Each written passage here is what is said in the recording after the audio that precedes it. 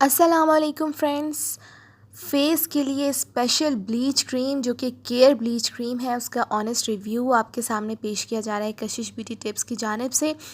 और आज मैं आपको बताऊंगी कि मेरा पर्सनल एक्सपीरियंस कैसा रहा, स्पेशली जिनकी स्किन सेंसिटिव है और ब्लीच लगाने से जिनकी स्किन पे रैशेस आते हैं, रेडनेस आती है, स्वेलिंग हो जाती है, उनके लिए ये ब्लीच कैसी है।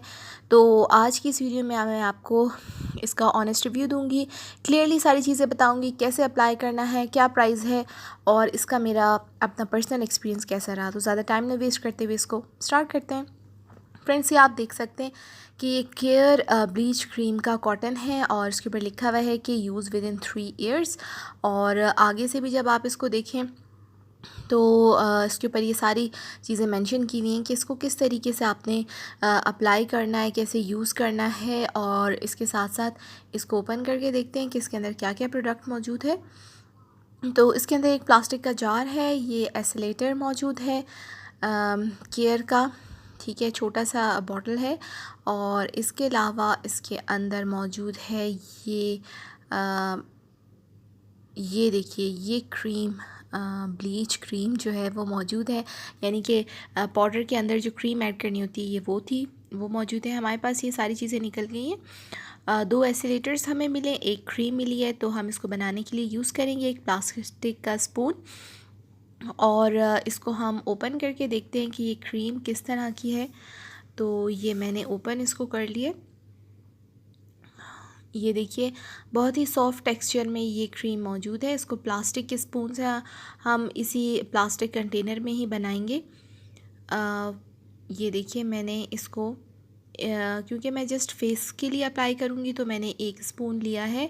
एक स्पून मैं फुल ले लूँगी, थोड़ा सा पहले मैंने इसको निकाल लिया है। अब इसके अंदर थोड़ा सा और ले लेते हैं, एक स्पून आप फुल ले लें, ठीक है। ये देखिए, इस क्वांटिटी में आपने इसको लेना है, ठीक है। अच्छी तरीके से आपने इतना लेना है कि ये जो प्लास्टिक का स्पून है ये एक फुल हो, ठीक है। एक फुल स्पून आपने ले लिया। और इसके बाद आपने जो इसके अंदर ऐड करना है वो है एसिलेटर। ये तो क्रीम हो गई। अब जब एसिलेटर आप यूज़ करते हैं तो आप इतनी क्वांटिटी यूज़ करेंगे ताकि आपको इचिंग ना हो। अगर एक स्पून आपने ब्लीच क्रीम ली है तो हाफ़ स्पून आप एसिलेटर यूज़ करेंगे, छोटी छोटी वाली बॉटल वाला, ठीक है। तो इसको आप ले लें, छोटी बॉटल का, और इसके अंदर आप इसको ऐड करके अच्छी तरीके से मिक्स कीजिए, ठीक है। तो ये देखिए, आप इसको अच्छी तरीके से इस तरीके से मिक्स कीजिए जिस तरीके से मैं कर रही हूँ, ताकि इसके जो दाने हैं वो ख़त्म हो जाए। ये जो एसिलेटर होता है, यानी कि पाउडर टाइप का जो मटेरियल साथ में गिवन होता है, असल में ब्लीच ये वाली होती है, ठीक है।